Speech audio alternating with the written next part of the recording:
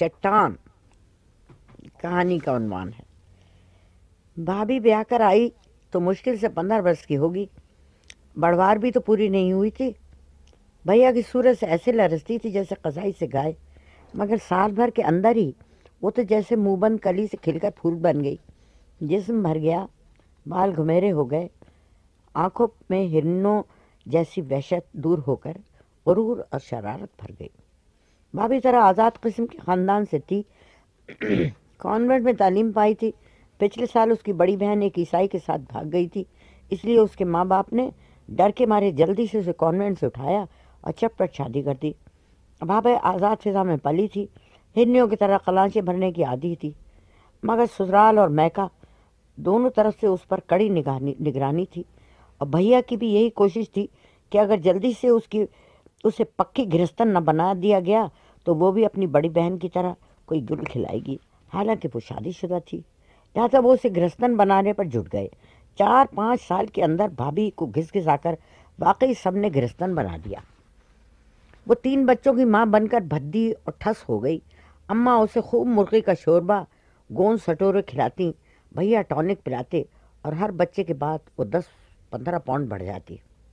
आहिस्ता आहिस्ता उसने बनना संवरना छोड़ ही दिया था।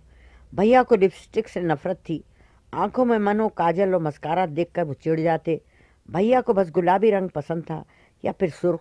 भाभी ज़्यादातर गुलाबी या सुर्ख ही कपड़े पहना करती थी, गुलाबी साड़ी पर सुर्ख ब्लाउज या कभी गुलाबी के साथ हल्का गहरा गुलाबी। शादी के वक्त उसके बाल कटे हुए थे, मगर दुल्हन बनाते वक्त ऐसे तेल चिपट कर बांधे थे कि पता नहीं चलता था कि वो परकटी मेम है। अब उसके बाल तो बढ़ गए थे, लेकिन पै दर पै बच्चे होने की वजह से वो ज़रा गंजी सी हो गई थी। वैसे भी वो बाल कस कर मैली धज्जी ही बांध लिया करती थी। इसके मियाँ को वो मैली धज्जी ऐसी ही बड़ी प्यारी लगती थी, और मैके ससुराल वाले भी उसकी सादगी को देखकर उसकी तारीफ़ों के गुन गाते थे। भाभी थी बड़ी प्यारी सी, सजल नक्शा, मक्खन जैसी रंगत, सेडोल हाथ पाँव, मगर उसने इस बुरी तरह अपने आप को ढीला छोड़ दिया था कि खमीरी आटे की तरह बह गई थी। भैया उससे 9 बरस बड़े थे, मगर उसके सामने लौंडे से लगते थे। वैसे ही सेडोल कसरती बदन वाले, रोज़ वर्जिश करते, बड़ी एहतियात से खाना खाते, बड़े हिसाब से सिगरेट पीते, यूं ही कभी विस्की बियर चख लेते। उनके चेहरे पर अब भी लड़कपन था। थे भी 30-31 के, मगर 24-25 के लखे ही लगते थे। उफ, भैया को जीन और स्कर्ट से कैसी नफरत थी। उन्होंने नए फैशन की बेआस्तीनों की बदन पर चिपकी हुई कमीज से भी बड़ी घिन आती थी। तंग मोरी की शलवारों से तो वह ऐसे जलते थे कि तोबा। खैर, भाभी बेचारी तो शलवार कमीज के काबिल रह ही नहीं गई थी। वो तो बस ज़्यादातर ब्लाउज और पेटीकोट पर ड्रेसिंग गाउन चढ़ाए घूमा करती। कोई जान पहचान वाला आ जाता तो बेतकल्लुफ़ी से वही अपना नेशनल ड्रेस पहने रहती। कोई पुरतकल्लुफ़ मेहमान आता तो उमन वो अंदर ही बच्चों से सरमारा करती। जो कभी बाहर आना पड़ता तो मलगीजी से साड़ी लपेट लेती। वो गृहस्थन थी, बहू थी, चहेती थी। उसे रंडियों की तरह बन संवर कर किसी को लुभाने की क्या ज़रूरत थी। और शायद भाभी यूं ही गूदड़ बनी, अधेड़ और फिर बूढ़ी हो जाती। बहुएं ब्याह कर लाती जो सुबह उठकर उसे झुककर सलाम करती, गोद में पोता खिलाने को देती, मगर खुदा कुछ और ही मंजूर था। शाम का वक्त हम सब लान पर बैठे चाय पी रहे थे। भाभी पापड़ तलने बावर्ची खाने में गई थी। बावर्ची ने पापड़ लाल कर दिए। भैया को बादामी पापड़ चबाते हैं। उन्होंने प्यार से भाभी की तरफ देखा। वो झट से उठकर पापड़ तलने चली गई। हम लोग मज़े से चाय पीते रहे। हाय, भाभी थी फरिश्ता। मैं तो कॉलेज से आकर बावर्ची खाने में जाने पर किसी तरह भी मजबूरी नहीं की जा सकती थी, और ना ही मेरा शाम का पुरतकल्लिफ लिबास बावर्ची खाने के लिए मौजूद था। इसके अलावा मुझे पापड़ तलना ही कब आते थे। दूसरी बहनें भी मेरी कतार में खड़ी थीं। फरीदा का मंगेतर आया था, वो उसकी तरफ जुटी हुई थी। रज़िया और शमीम अपने दोस्तों के साथ गप्पे लड़ाने मसरूफ़ थी। वो क्या पापड़ तलती, और हम सब तो बाबुल के आंगन की चिड़ियाँ थीं और उड़ने के लिए पर तोल रही थी। धाए से फुटबॉल आकर ऐन भैया की प्याली पर पड़ी। हम सब उछल पड़े। भैया हमारे गुस्से के भिन्ना उठे। कौन पाजी है? उन्हें जिधर से गेंद आई थी उधर देखकर डांटा। बिखरे हुए बालों का गोल मोल सर और बड़ी बड़ी आंखें ऊपर से झांकी।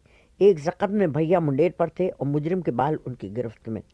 اوہ! ایک چیخ گونجی اور دوسرے لمحے بھیا ایک دم اچھل کر الگ ہو گئے، جیسے انہوں نے بچھو کے ڈنک پر ہاتھ ڈال دیا ہو یا انگارہ پکڑ لیا ہو۔ Sorry, I am sorry, very sorry, وہ ہکلا رہے تھے۔ ہم سب دوڑ کر گئے، دیکھا تو منڈیر کی اس طرف ایک دبلی پتلی ناگن سے لڑکی، سفید ڈرین پائپ اور نیبو کے رنگ کا سلیو لیس بلاؤز پہنے، اپنے میرلن منرو کی طرح کٹے ہوئے بالوں میں پتلی پتلی انگلیاں پھیر کر کھسیانی ہنسی ہنس رہی تھی۔ اور پھر ہم سب ہنسنے لگے۔ بھابھی پاپڑوں کی پلیٹ لیے اندر سے نکلی اور بغیر پوچھے گچے یہ سمجھ کر ہنسنے لگی کہ ضرور کوئی ہنسی کی بات ہوئی ہوگی۔ اس کا ڈھیلا ڈھالا پیٹ ہنستے میں پھدکنے لگا، اور جب اسے معلوم ہوا کہ بھیا نے شبنم کو لونڈا سمجھ کر اس کے بال پکڑ لیے تو وہ اور بھی زور زور سے قہقہے لگانے لگی کہ کئی پاپڑ کے ٹکڑے گھاس پر بکھر گئے۔ شبنم نے بتایا کہ وہ اسی دن اپنے چچا خالد جمیل کے ہاں آئی ہے۔ اکیلے جی گھبرایا تو فٹ بال ہی لڑکانے لگی، جو قسمت سے بھیا جی کی پیالی پر آن کودی۔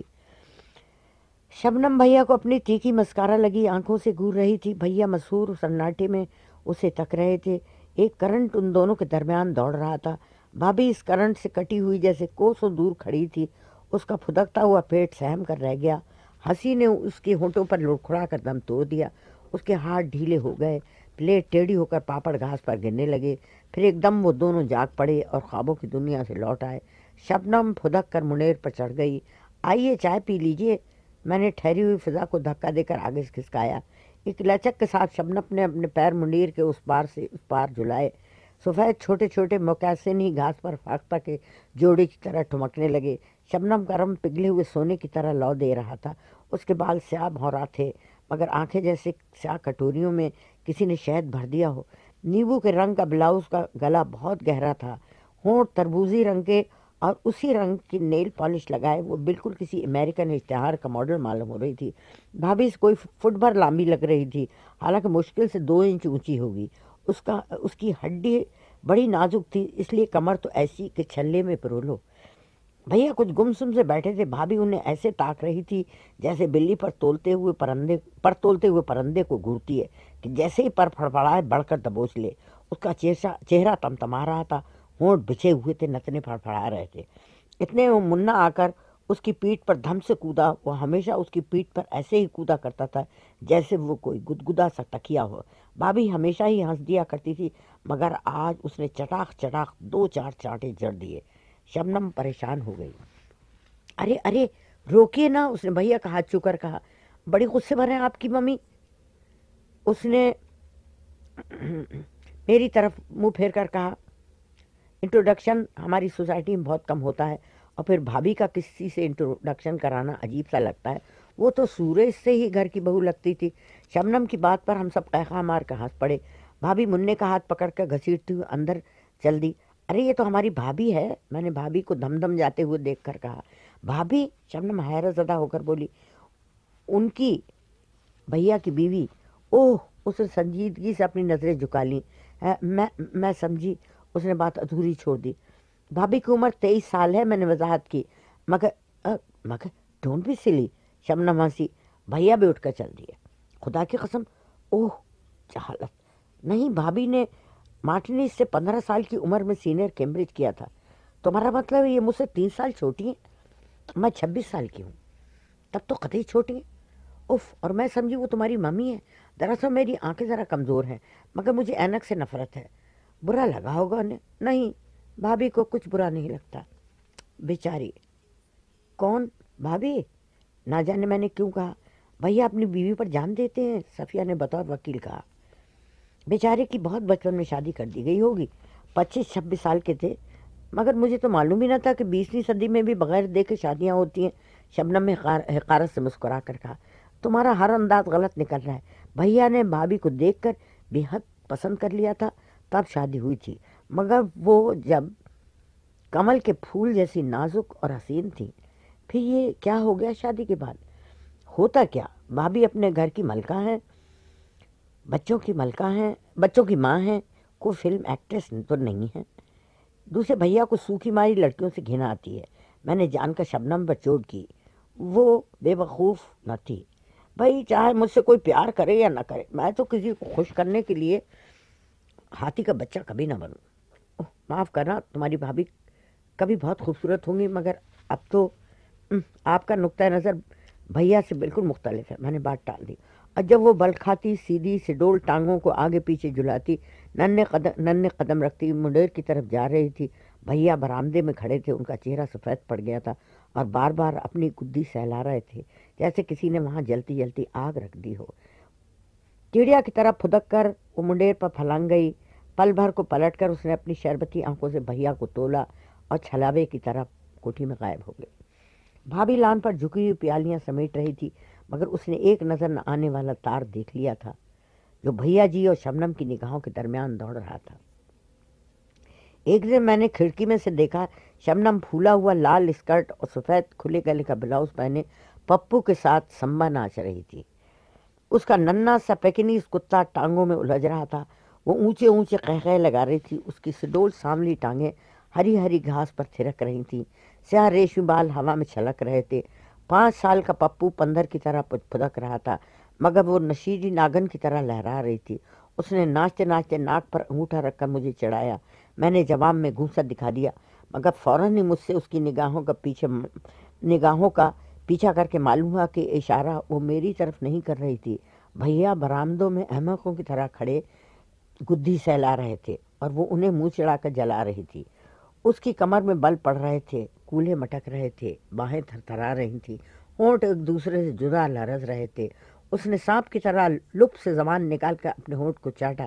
بھیا کی آنکھیں چمک رہی تھیں اور وہ کھڑے دانت نکال رہے تھے۔ میرا دل دھک سے رہ گیا۔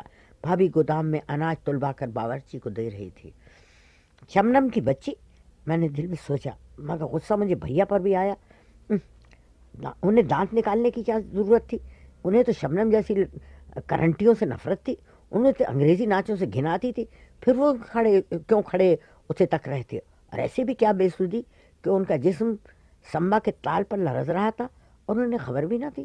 اتنے میں بوائے چائے کی ٹرے لے کر لان پر آ گیا۔ بھیا نے ہم سب کو آواز دی اور بوائے سے کہا بھابھی کو بھیج دے۔ رسم شبنم کو بلاوا دینا پڑا۔ میرا تو جی چاہ رہا تھا قطعی اس کی طرف سے منہ پھیر کر بیٹھ جاؤں، مگر جب وہ منع کو پڈی پر چڑھائے منڈیر پھلانگ کر آئی تو نہ جانے کیوں مجھے وہ قطعی معصوم لگی۔ منا اس کا اسکارف لگاموں کی طرح تھامے ہوئے تھا اور وہ گھوڑے کی چال چلتی ہوئی لان پر دوڑ رہی تھی۔ بھیا نے منع کو اس کی پیٹھ سے اتارنا چاہا، مگر وہ اور چمٹ گیا۔ ابھی اور گھوڑا چلے آنٹی۔ نہیں بابا، آنٹی میں دم نہیں، شبنم چلائی۔ بڑی مشکل سے منع کو بھیا نے اتارا، منہ پر ایک چانٹا لگایا۔ ایک دم تڑپ کر شبنم نے اسے گود میں اٹھا لیا، بھیا کے ہاتھ پر زور کا تھپڑ لگا دیا۔ شرم نہیں آتی؟ اتنے بڑے اونٹ کے اونٹ ذرا سے بچے پر ہاتھ اٹھاتے ہو؟ بھابھی کو آتا دیکھ کر اس نے منع کو ان کی گود میں دے دیا۔ اس کا چانٹا کھا کر بھیا مسکرا رہے تھے۔ دیکھیے تو کتنے زور سے تھپڑ مارا ہے، میرے بچے کو کوئی مارتا تو ہاتھ توڑ کر رکھ دیتی۔ اس نے شربت کی کٹوریوں میں زہر گھول کر بھیا کو دیکھا اور پھر ہنس رہے ہیں بے حیا۔ دم بھی ہے جو ہاتھ توڑو گی؟ بھیا نے اس کی کلائی مڑوڑی۔ وہ بل کھا کر اتنی زور سے چیخی کہ بھیا نے لرس کے اسے چھوڑ دیا اور وہ ہنستے ہنستے زمین پر لوٹ گئی۔ چائے کے درمیان بھی شبنم کی شرارتیں چلتی رہیں۔ وہ بالکل کمسن چھوکریوں کی طرح چولیں کر رہی تھی۔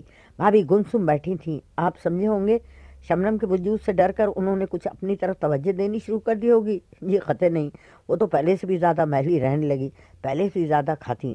ہم سب تو زیادہ رہے تھے، مگر وہ سر چکائے نہایت انبھاگ سے کیک اڑانے میں مصروف تھیں۔ چٹنی لگا لگا کر بھجیے نگل رہی تھیں۔ سکے ہوئے توسوں پر ڈھیر سا مکھن اور جیلی تھوپ کر کھائے جا رہی تھیں۔ بھیا اور شبنم کو دیکھ دیکھ کر ہم سبھی پریشان تھے اور شاید بھابھی کی بھی فکر مند ہوگی، مگر وہ اپنی پریشانی کو مرغن کھانوں میں دفن کر رہی تھی۔ انہیں ہر وقت کھٹی ڈکاریں آیا کرتی تھیں، مگر وہ چورن کھا کر پلاؤ قورمہ ہضم کرتی۔ وہ سہمی سہمی آنکھوں سے بھیا جی اور شبنم کو ہنستا بولتا دیکھتی۔ بھیا تو کچھ اور بھی لونڈے سے لگنے لگے تھے۔ شبنم کے ساتھ وہ صبح شام سمندر میں تیرتے۔ بھابھی اچھا بھلا تیرنا جانتی تھی، مگر بھیا کو سوئمنگ سوٹ پہنی عورتوں سے بہت نفرت تھی۔ ایک دن ہم سب سمندر میں نہا رہے تھے۔ شبنم ننھی 2 دھجیاں پہنے ناگن کی طرح پانی میں بل کھا رہی تھی۔ اتنے میں بھابھی جو دیر سے منع کو پکار رہی تھی آ گئیں۔ بھیا شرارت کے مود میں تو تھے، دوڑ کر انہیں پکڑ لیا اور ہم سب نے مل کر انہیں پانی میں گھسیٹ لیا۔ جب سے شبنم آئی تھی بھیا بہت شریر ہو گئے تھے۔ ایک دم سے وہ دانت کچکچا کر بھابھی کو ہم سب کے سامنے بھینچ لیتے، انہیں گود میں اٹھانے کی کوشش کرتے، مگر وہ ان کے ہاتھوں میں سے بومل مچھلی کی طرح پھسل جاتی۔ پھر وہ کھسیا کر رہ جاتے جیسے تخیل میں وہ شبنم ہی کو اٹھا رہے تھے، اور بھابھی کٹی گائے کی طرح نادم ہو کر فوراً پڈنگ یا کوئی اور مزیدار ڈش تیار کرنے چلی جاتی۔ اس وقت جو انہیں پانی میں ڈھکیلا گیا تو وہ گٹھڑی کی طرح لڑک گئیں، ان کے کپڑے جسم پر چپک گئے اور ان کے جسم کا سارا بھونڈا پن بھیانک طریقے پر ابھر آیا، کمر پر جیسے کسی نے توشک لپیٹ دی تھی۔ کپڑوں میں وہ اتنی بھیانک نہیں معلوم ہوتی تھیں۔ اف وہ کتنی موٹی ہو گئی ہے تم، بھیا نے ان کے کولے کا بوٹا پکڑ کر کہا۔ اف تم تو دیکھو بالکل گاما پہلوان معلوم ہو رہی ہو۔ 4 بچے ہونے کے بعد کمر، میرے تو 4 بچے ہیں، میری کمر تو ڈنلو پلو کا گدا نہیں، انہوں نے اپنے سڈول جسم کو ٹھوک بجا کر کہا، اور بھابھی منہ تھتائے بھیگی مرغی کی طرح پیر مارتی جھرجھریاں لیتی ریت میں گہرے گہرے گڑھے بناتی منع کو گھسیٹتی چلی گئیں۔ بھیا بالکل بے توجہ ہو کر شبنم کو پانی میں ڈبکیاں دینے لگے، مگر وہ کہاں ہاتھ آنے والی تھی، ایسا اڑنگا لگایا کہ غڑاب سے اوندھے منہ گر پڑے۔ جب نہا کر آئے تو بھابھی سر جھکائے خوبانیوں کے مربے پر کریم کی تہ جما رہی تھی، ان کے ہونٹ سفید ہو رہے تھے اور آنکھیں سرخ تھیں، گٹا پاچے کی گڑیا جیسے موٹے موٹے گال کچھ اور سوجے ہوئے معلوم ہو رہے تھے۔ لنچ پر بھابھی بے انتہا غمگین تھی، لہٰذا بڑی تیزی سے خوبانیوں کا مربع اور کریم کھانے پر جھوٹی ہوئی تھی۔ شبنم نے ڈش کی طرف دیکھ کر ایسے پھریلی جیسے خوبانیاں نہ ہوں سانپ بچھو ہوں۔ زہر ہے زہر، اس نے نفاست سے ککڑی کا ٹکڑا کترتے ہوئے کہا، اور بھیا بھابھی کو گھورنے لگے، مگر وہ شپا شپ مربع اڑاتی رہیں۔ حد ہے، انہوں نے نتھے پھڑکا کر کہا۔ بھابھی نے کوئی دھیان نہ دیا اور قریب قریب پوری ڈش پیٹ میں انڈیل لی۔ انہیں مربع سپوڑتے دیکھ کر ایسا معلوم ہوتا ہے جیسے وہ رش و حسد کے طوفان کو روکنے کے لیے بند باندھ رہی ہوں۔ یہ کریم چربی کی چٹانوں کی صورت میں ان کے جسم کے قلعے کو ناقابل تسخیر بنا دے گی، پھر شاید دل میں یوں ٹیسے نہ اٹھیں گے۔ بھیا جی اور شبنم کی مسکراتی ہوئی آنکھوں کے ٹکراؤ سے بھڑکنے والے شعلے ان پتھریلی دیواروں کو نہ پگھلا سکیں گے۔ خدا کے لیے بس کرو، ڈاکٹر بھی منع کر چکا ہے، ایسا بھی کیا چٹور پن، بھیا نے کہہ دیا۔ موم کی دیوار کی طرح بھابھی پگھل گئیں۔ بھیا کا نشتہ چربی کی تہوں کو چیرتا ہوا ٹھیک دل میں اتر گیا، موٹے موٹے آنسو بھابھی کے پھولے ہوئے گالوں پر پھسلنے لگے۔ سبکیوں نے جسم کے ڈھیر میں زلزلہ پیدا کر دیا۔ دبلی پتلی نازک لڑکیوں کس لطف اور سہانے انداز میں روتی ہیں، مگر بھابھی کو روتے دیکھ کر بجائے دکھ کے ہنسی آتی ہے، جیسے کوئی روئی کے بھیگے ہوئے ڈھیر کو ڈنڈوں سے پیٹ رہا ہو۔ وہ ناک پوچھتی ہوئی اٹھنے لگی، مگر ہم لوگوں نے روک لیا اور بھیا کو ڈانٹا، خوشامد کر کے واپس انہیں بٹھا لیا۔ بیچاری ناک سڑکاتی بیٹھ گئیں، مگر جب انہوں نے کافی میں 3 چمچے شکر ڈال کر کریم کی طرف ہاتھ بڑھایا تو ایک دم ٹھٹک گئیں۔ سہمی ہوئی نظروں سے شبنم اور بھیا کی طرف دیکھا۔ شبنم بمشکل اپنی ہنسی روکے ہوئے تھی، بھیا ہمارے غصے کے روحانسے ہو رہے تھے۔ وہ ایک دم بھنا کر اٹھے اور جا کر برآمدے میں بیٹھ گئے۔ اس کے بعد حالات اور بگڑے۔ بھابھی نے کھلم کھلا اعلان جنگ کر دیا۔ کسی زمانے میں بھابھی کا پٹھانی خون بہت گرم تھا، ذرا سی بات پر ہاتھا پائی پر اتر آیا کرتی تھی، اور 12 بھیا سے غصے ہو کر بجائے منہ بھلانے کے وہ خوخار بلی کی طرح ان پر ٹوٹ پڑتی، ان کا منہ کھسوٹ ڈالتی، دانتوں سے گریبان کی دھجیاں اڑا دیتی۔ پھر بھیا انہیں اپنی ہی باہوں میں جکڑ کر بے بس کر دیتے اور وہ ان کے سینے سے لگ کر پیاسی ڈری ہوئی چڑیا کی طرح پھوٹ پھوٹ کر رونے لگتی۔ پھر ملاپ ہو جاتا اور جھیپی کھسیانی وہ بھیا کے منہ پر لگے ہوئے کھروچوں پر پیار سے ٹنچر لگا دیتی، ان کے گریبان کو رفو کرتے تھی اور میٹھی میٹھی شکر گزار آنکھوں سے انہیں تکتی رہتی۔ یہ تب کی بات ہے جب بھابھی ہلکی پھلکی تیتری کی طرح ترار تھی، لڑتی ہوئی چھوٹی سی پشمی بلی معلوم ہوتی تھی۔ بھیا کو ان پر غصہ آنے کے بجائے اور شدت سے پیار آتا، مگر جب سے ان پر گوشت نے جہاد بول دیا تھا وہ بہت ٹھنڈی پڑ گئی تھی۔ انہیں اول تو غصہ ہی نہ آتا تھا، اگر آتا بھی تو فوراً ادھر ادھر کام میں لگ کر بھول جاتی۔ اس دن انہوں نے اپنی بھاری بھرکم ڈیل کو بھول کر بھیا پر حملہ کر دیا۔ بھیا صرف ان کے بوجھ سے دھکا کھا کر دیوار سے جا چپکے۔ روئی کی گٹھری کو یوں لڑکتے دیکھ کر انہیں سخت گھن آئی، نہ غصے ہوئے نہ بگڑے، شرمندہ اداس سر جھکائے کمرے سے نکل بھاگے۔ بھابھی وہیں پسر کر رونے لگیں۔ بات اور بڑی، ایک دن بھیا کے سالے آ کر بھابھی کو لے گئے۔ طفیل بھابھی کے چچا زاد بھائی تھے، انہیں دیکھ کر وہ بچوں کی طرح ان سے لپٹ کر رونے لگیں۔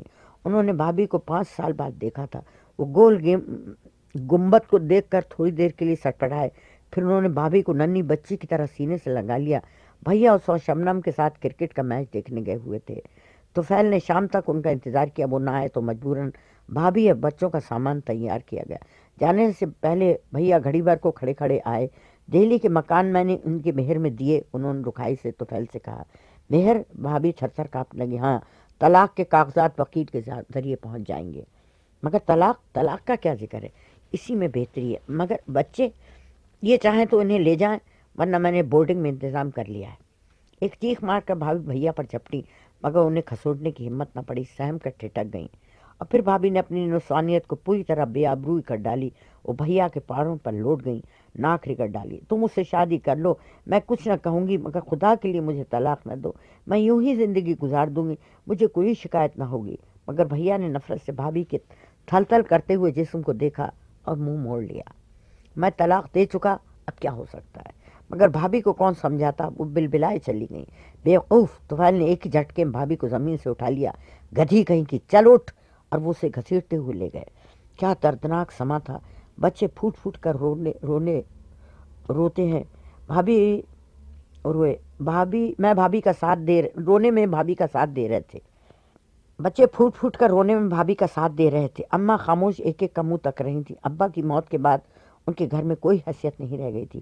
بھیا خود مختار تھے، بلکہ ہم سب کے سرپرست تھے. اماں انہیں بہت سمجھا کر ہار چکی تھیں.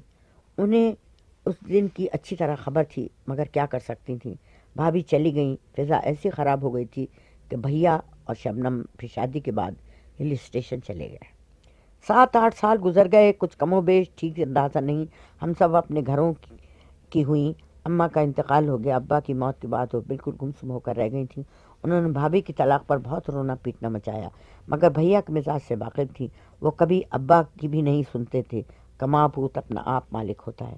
عائشہ نہ اجڑ گیا. بھرا پورا گھر سنسان ہو گیا. سب ادھر ادھر اڑ گئے. 7-8 سال آنکھ جھپکتے نہ جانے کہاں گم ہو گئے. کبھی 1-2 سال میں بھیا کی کوئی خیر خبر مل جاتی. وہ زیادہ تر ہندوستان سے باہر ملکوں کی چٹ پھیریوں میں الجھے رہے. مگر جب ان کا خط آیا کہ وہ بمبئی آ رہے ہیں تو بھولا بسرا بچپن پھر سے جاگ اٹھا. بھیا جی ٹرین سے اترے تو ہم بچوں کی طرح لپٹ گئے. شبنم مجھے کہیں نظر نہیں آئی. ان کا سامان اتر رہا تھا. جیسے ہی بھیا سے اس کی خیریت پوچھنے کو مڑی، دھپ سے ایک وزنی ہاتھ میری پیٹھ پر پڑا اور کئی من کا گرم گرم گوشت کا پہاڑ مجھ سے لپٹ گیا. بھابھی! میں نے پلیٹ فارم سے نیچے گرنے سے بچنے کے لیے کھڑکی میں جھول کر کہا. زندگی میں میں نے شبنم کو کبھی بھابھی نہ کہا تھا. وہ لگتی بھی تو شبنم ہی تھی، مگر آج میرے منہ سے بے اختیار بھابھی نکل گیا. شبنم کی پھوار ان چند سالوں میں گوشت اور پوشت کا تھودا بن گئی تھی. میں نے بھیا کی طرف دیکھا. وہ ویسے ہی دراز قد اور چھریرے تھے. 1 تولہ گوشت ادھر نہ ادھر. وہی کمسن لڑکوں جیسے گھنے بال. بس 2-4 سفید چاندی کے تار کنپٹیوں پر جھانکنے لگے تھے، جن سے وہ اور بھی حسین اور باوقار معلوم ہونے لگے تھے. ویسے کہ ویسے چٹان کی طرح جمع ہوئے تھے. لہریں تڑپ تڑپ پر چٹان کے اور لپکتی ہیں، اپنا سر اس کے قدم پر دے مارتی ہیں، پاش پاش ہو کر بکھر جاتی ہیں، معدوم ہو جاتی ہیں، ہار تھک کر واپس لوٹ جاتی ہیں. کچھ وہیں اس کے قدموں میں دم توڑ دیتی ہیں اور نئی لہریں پھر سرفروشی کے ارادے سمیٹے چٹان کی طرف کھینچی چلی آتی ہیں.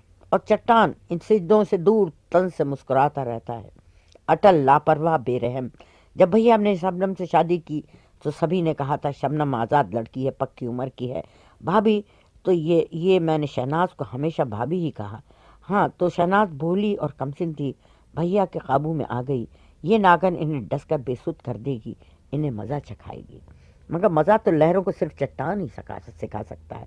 بچے بورڈنگ میں ہیں، چھٹی نہیں تھی ان کی. شبنم نے کھٹی ڈکاروں بھری سانس میری گردن پہ چھوڑ کر کہا. اور میں حیرت سے اس گوشت کے ڈھیر میں شبنم کی پھوار کو ڈھونڈ رہی تھی، جس نے شہناز کے پیار کی آگ کو بجھا کر بھیا کے کلیجے میں نئی آگ بھڑکا دی تھی. مگر یہ کیا، بجائے اس آگ میں بھسم ہو جانے کے، بھیا تو اور بھی سونے کی طرح تپ کر نکل آئے تھے. آگ خود اپنی تپش میں بھسم ہو کر راکھ کا ڈھیر بن گئی تھی. بھابھی تو مکھن کا ڈھیر تھی، مگر شبنم تو جھلسی ہوئی مٹیالی راکھ تھی. اس کا ساملا کندنی رنگ مری ہوئی چھپکلی کے پیٹ کی طرح زرد ہو چکا تھا. وہ شربت گلی ہوئی آنکھیں گدلی اور بے رونق ہو گئی تھیں. پتلی ناگن جیسی لچکتی ہوئی کمر کا کہیں دور دور پتہ نہ تھا. وہ مستقل طور پر حاملہ معلوم ہوتی تھی. ان نازک نازک چمکیلی شاخوں جیسی باہیں مقدر کی طرح گاؤدم ہو گئی تھیں. اس کے چہرے پر پہلے سے زیادہ پاؤڈر تھوپا ہوا تھا. आंखें मस्कारे से लिथड़ी हुई थीं। भवें शायद गलती से ज़्यादा नुच गई थीं, जभी इतनी गहरी पेंसिल घिसना पड़ी थी। भैया रेट्स में ठहरे। रात को डिनर पर हम वहाँ पहुँच गए। कैबरे अपने पूरे उरूज पर था। मिस्री हसीना अपनी छाती जैसे पेट को मरोड़ियाँ दे रही थी। चपाती जैसे पेट है, ये छाती जैसे नहीं है। मिस्री हसीना अपने चपाती जैसे पेट को मरोड़ियाँ दे रही थी। उसके कूले दायरों में लचक रहे थे। सिडोल मरमरी बाजू हवा में थरथरा रहे थे। बारीक शिफान में से उसकी रुपहली टांगें हाथी दांत के तरसे हुए सतूनों की तरह फड़क रही थीं। भैया की भूखी आंखें उसके जिस्म पर बिच्छों की तरह रेंग रही थीं और बार बार अपनी गुद्दी पर अनजानी चोट सहला रहे थे। भाभी, जो कभी शबनम थी, मिसी रक्कासा की तरह लहराई हुई बिजली थी, जो एक दिन भैया की आवाज़ पर गिरी थी, आज रेत के तोदे की तरह भसकी बैठी थी। उसके मोटे मोटे गाल खून की कमी या मुस्तकिल बदहजमी की वजह से मम्मी की तरह जर्दी माइल सब्ज हो रहे थे। नीला न्यॉन लाइट्स की रोशनी में उसका रंग देखकर ऐसा मालूम हो रहा था जैसे किसी अनजाने नाग ने उसे डस लिया हो।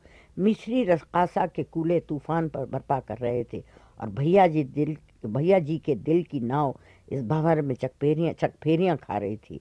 5 बच्चों की माँ शबनम, जो अब भाभी बन चुकी थी, सहमी नज़रों से उन्हें तक रही थी।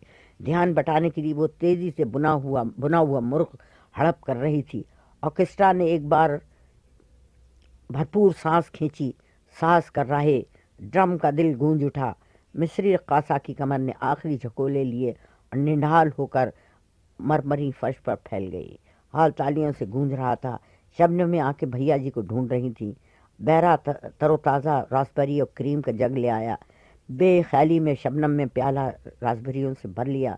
उसके हाथ लरस रहे थे। आंखें छूट खाई हुई हिरनियों की तरह परेशान चौकड़ियाँ भर रही थीं। भीड़ भाड़ से दूर नीम तारीख बालकनी में भैया खड़े मिस्री रक्कासा का सिगरेट सुलगा रहे थे। उनकी पुरशोख निगाहें रक्कासा की नशीली आंखों से उलझ रही थीं।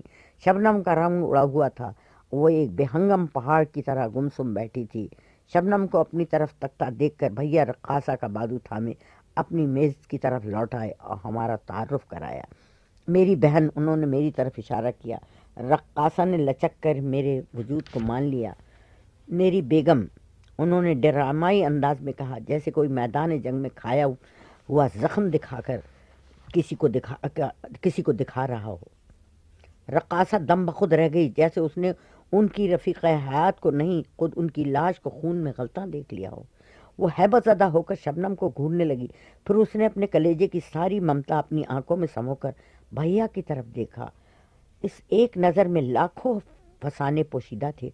उफ़, ये हिंदुस्तान जहाँ जहालत से कैसी कैसी प्यारी हस्तियाँ रस्म व रिवाज पर कुर्बान की जाती हैं। काबिल परस्तिश हैं वो लोग, और काबिल रहम हैं जो ऐसी ऐसी सज़ाएँ भुगतते हैं। शबनम, मेरी भाभी ने रक्कासा की निगाहों में ये सब कुछ पढ़ लिया। उसके हाथ लरजने लगे। परेशानी छुपाने के लिए उसने क्रीम का जग उठाकर रसभरियों पर उंडेल दिया और जुट गई। बेचारे भैया जी, हैंडसम और मजलूम, सूरज देवता की तरह हसीन और रोमांटिक, शहद भरी आंखों वाले भैया जी चट्टान की तरह अटल, एक अमर शहीद का रूप सजाए बैठे मुस्कुरा रहे थे। एक लहर चूर चूर उनके कदमों में पड़ी दम तोड़ रही थी। दूसरी नई नवेली लचकती हुई लहर उनकी पथरीली बाहों में समाने के लिए बेचैन और बेकरार थी।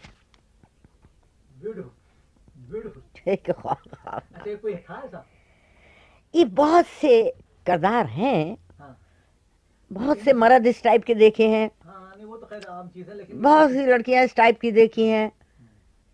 देखी हुई चीजें तो हैं ही, वो लेकिन उनको पिरोने के लिए एक जंजीर बनानी होती है।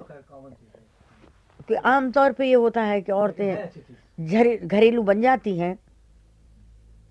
आज की लड़की लड़ रही है इस बात से भी, अपना को फिगर भी बनाए रखे हुए है और डटी हुई है, किसी न किसी तरह फाइटिंग द बैटल।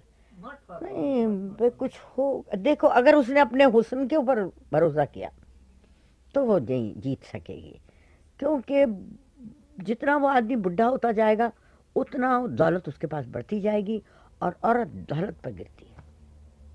औरत की ये कमज़ोरी दौलत बना दी गई है। उसके कान में यही डाल दिया गया है कि अच्छे جھلملاتے کپڑے، زیور، لتا، یہ سب چیزیں ہیں اس کے لیے.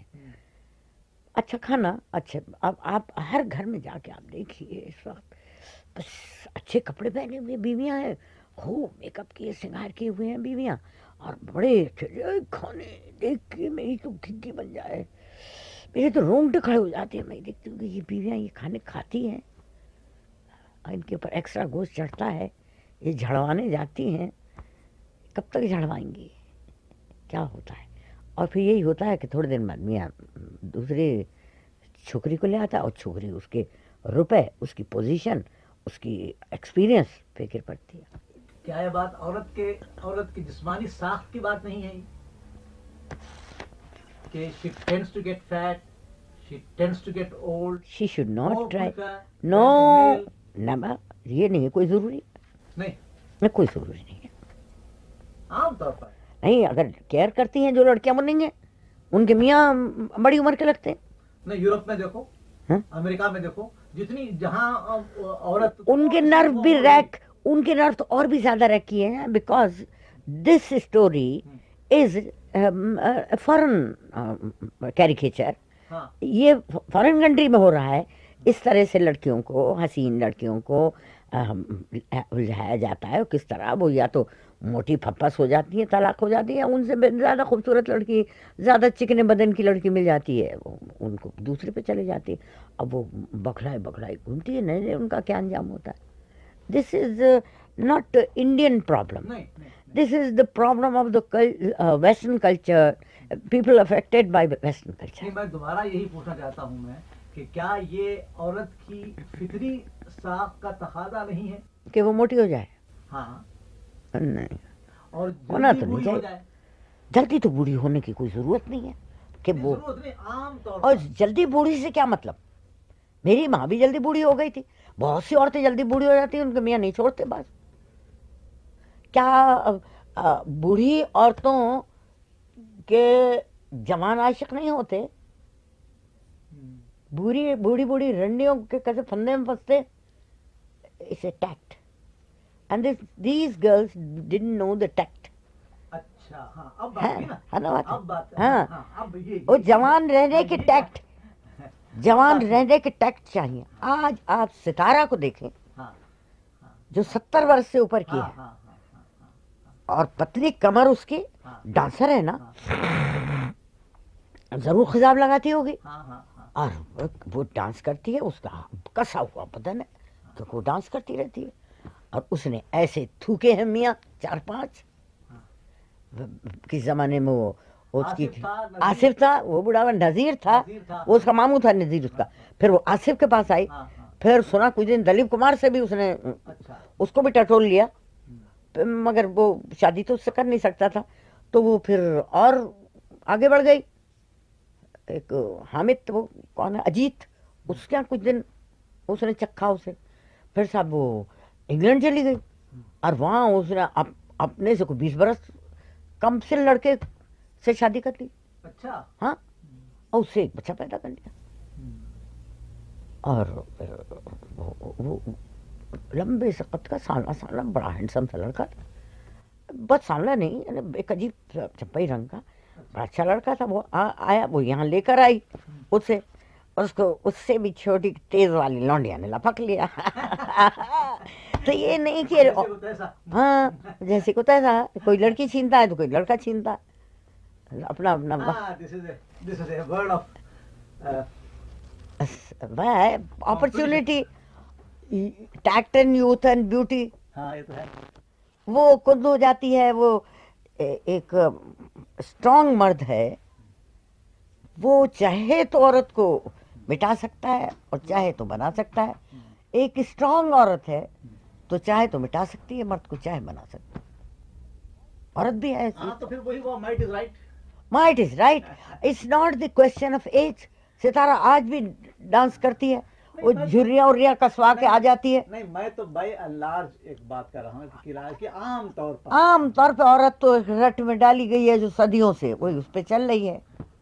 بھرا بھرا جسم، پتلی پتلی کمر، اور سینے کے اوپر اس کے کتنے گیت، کولہوں کے اوپر کتنے گیت گائے ہیں، آخر وہ متاثر ہوتی ہے کہ نہیں نہیں، ہوتی؟ یورپ میں وہ لڑکیاں جو کام کرتی ہیں، کیریئر گرلز جو ہے، ہاں even they tend to grow old very quickly and put on weight very fast. اچھا، ان کی آپ ہسٹری دیکھیے کہ ان کی ہسٹری کے پیچھے یہی ہوتے ہیں، unhappiness and loneliness. They want to forget. As soon as they find some lover, they start shedding weight اور swimming پہ جا رہی ہیں اور یہ کر رہی ہیں وہ کر رہی ہیں.